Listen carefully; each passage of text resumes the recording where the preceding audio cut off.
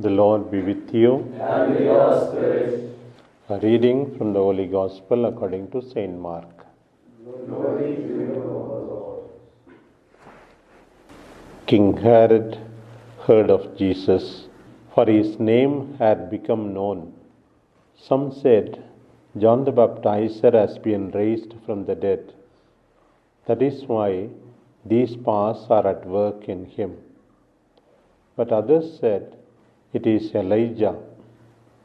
And others said, it is a prophet like one of the prophets of old. But when Herod heard of it, he said, John, whom I beheaded, has been raised. For Herod had sent and seized John, and bound him in prison for the sake of Herodias, his brother Philip's wife, because he had married her. For John said to Herod, it is not lawful for you to have your brother's wife. And Herodias had a grudge against him and wanted to kill him. But she could not, for Herod feared John, knowing that he was a righteous and holy man, and kept him safe. When he heard him, he was much perplexed, and yet he heard him gladly. But an opportunity came when Herod, on his birthday, gave a banquet for his courtiers and officers and the leading men of Galilee. For when Herodias' daughter came in and danced, she pleased Herod and his guests. And the king said to the girl, ask me for whatever you wish, and I will grant it. And he vowed to her, whatever you ask me, I will give you, even half of my kingdom. And she went out and said to her, Mother, what shall I ask? And she said, the head of John the Baptizer. And she came in immediately with haste to the king and asked, saying, I want you to give me at once the head of John the Baptist on a platter. And the king was exceedingly sorry, but because of his oaths and his guests, he did not want to break his word to her. And immediately the king sent a soldier of the god and gave orders to bring his head. He went and beheaded him in the prison and brought his head on a platter and gave it to the girl. And the girl gave it to her mother. When his disciples heard of it, they came and took his body and laid it in a tomb. The word of the Lord. Praise to you, Lord Jesus Christ. Dear brothers, a number of characters in today's readings. In the Gospel, we come across Herodias, Herod, Herodias' daughter, John the Baptist, the number of guests, so many categories of people. With whom do we identify ourselves? We look at all the innocent children today in today's world who do sometimes what their elders say without discerning whether it is right or wrong. It was good that she was good at dancing, Herodias' daughter. But then when the mother told her, ask for John the Baptist's head, she could have refused. We should never violate the law of God. Thou shalt not kill is God's command for elders, for youngsters, for everyone.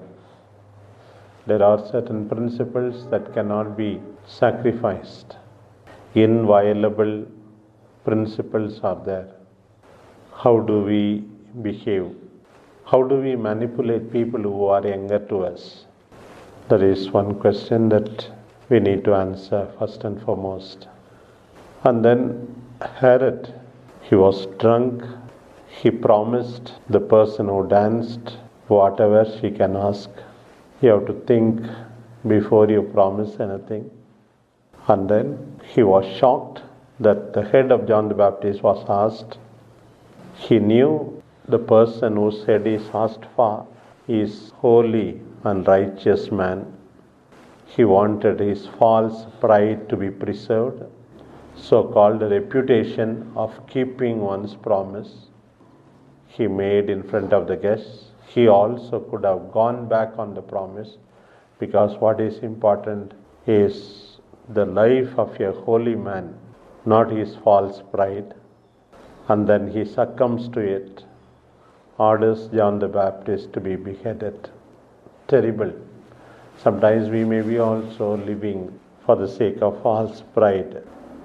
What people will think, what another person may say, all those things can be there in our own life. First of all, what led to such a compromise? The main thing is you are doing something unlawful against God, having your brother's wife. When you do something against God, you have to make a lot of compromises. You do one wrong, and in the process, in order to hide it or escape from it, do a series of wrongs. That's what we learn from this character of Herod. And worse still, Herodias, your mistakes are pointed out. You don't want to acknowledge it and ask for pardon and change for the better. You are looking for an opportunity with a grudge to take vengeance. Terrible. Some of us may be like that. When we are corrected or when we are scolded because of the wrongs we did.